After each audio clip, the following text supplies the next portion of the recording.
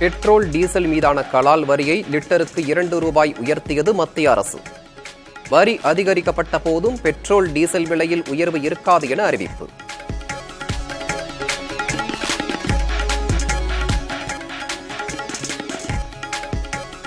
சமையல் எரிவாயு சிலிண்டர் விலை உயர்வுக்கு முதல்வர் மு.க.ஸ்டாலின் கண்டனம். நாட்டு மக்களின் வீடுகளில் அடுப்பு எரிய வேண்டுமா அல்லது அவர்களது வயிறு எரிய வேண்டுமா என கேள்வி.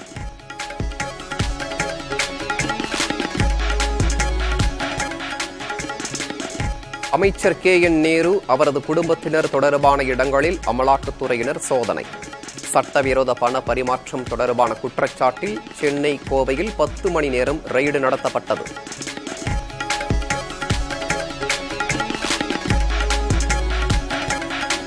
மீனவர்கள் பிரச்சினை, கச்சத்தீவு விவகாரம் தொடர்பாக இலங்கை அதிபருடன் பிரதமர் மோடி ஆலோசனை நடத்தாதது வேதனை. சட்டப்பேரவையில் முதல்வர் மு.க.ஸ்டாலின் பேச்சு.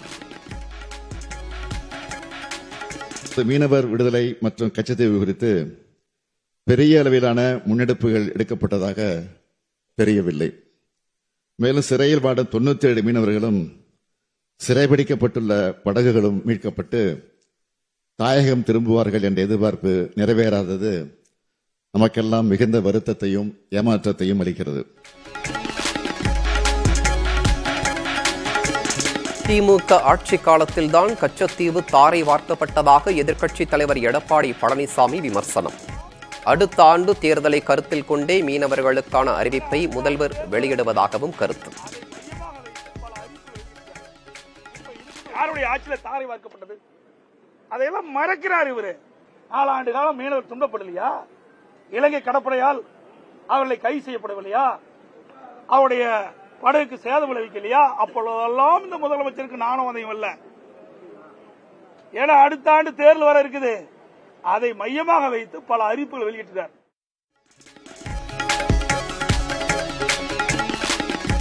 சட்டப்பேரவையில் பதாகை ஏந்தி முழக்கமிட்ட அதிமுக எம்எல்ஏக்கள் 13 பேர் நாள் முழுவதும் சஸ்பெண்ட். டாஸ்மாக் ஊழல் புகாரில் யார் அந்த தியாகி என முழக்கமிட்டதால் சபாநாயகர் நடவடிக்கை.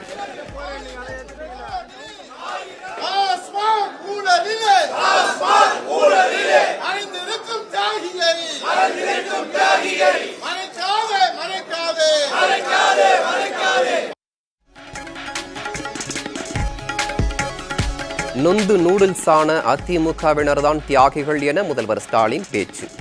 அதிமுகவினர் ஒருபோதும் நொந்து போனது கிடையாது என இபிஎஸ் பதில்.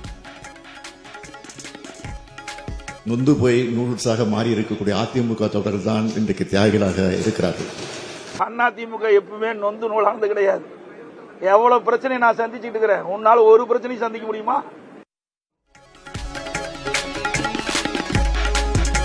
இந்திய பங்குச் சந்தைகள் கடும் சரிவால் முதலீட்டாளர்களின் பங்கு மதிப்பு 12 லட்சம் கோடி ரூபாய் சரிவு. அமெரிக்க அதிபர் டிரம்பின் பதில் வரியால் திணறி போன உலக பொருளாதாரம்.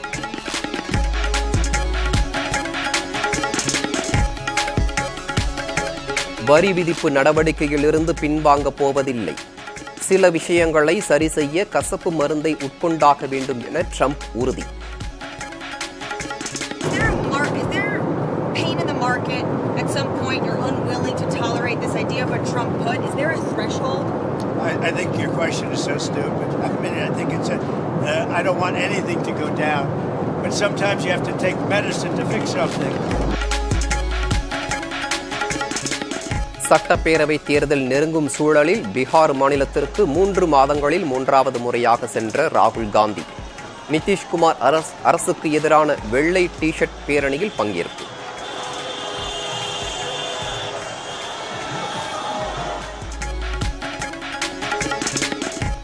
தெற்கு வங்கக்கடலில் உருவானது காற்றழுத்த தாழ்வு பகுதி. காவிரி படுகை மாவட்டங்களிலும் கனமழை பெய்யக்கூடும் என கணிப்பு.